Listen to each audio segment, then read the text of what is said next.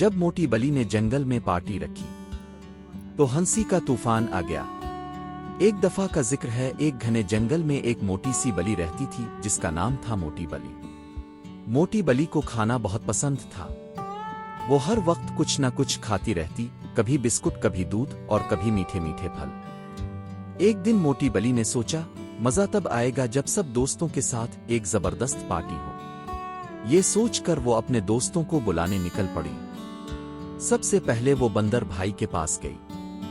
بندر بھائی، کل ایک مزیدار پارٹی ہے، آؤ گے نا؟ بندر نے خوش ہو کر کہا، کیوں نہیں، میں تو ڈانس کرنے کے لیے تیار بیٹھا ہوں۔ پھر موٹی بلی طوطا رانی کے پاس گئی۔ طوطا رانی، تم بھی آنا اور اپنی سریلی آواز میں گانا گانا۔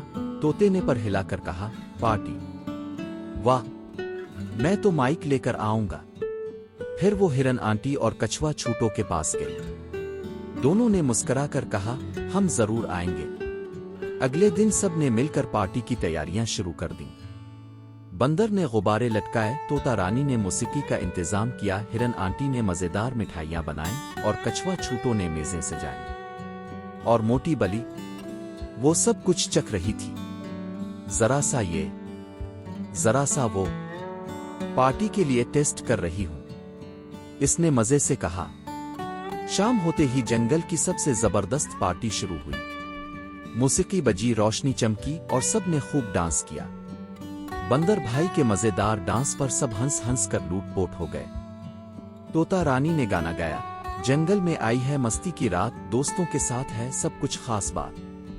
سب نے مل کر پھل کھائے، مٹھائیاں چکھی، دودھ پیا اور دوستی کا مزہ لیا۔ اچانک دودھ کا جگ گر گیا۔ سب چونک گئے، لیکن بندر بھائی نے مذاق میں دودھ کو سنبھالنے کی کوشش کی اور خود ہی پھسل کر گر گیا۔ سب زور زور سے ہنسنے لگے۔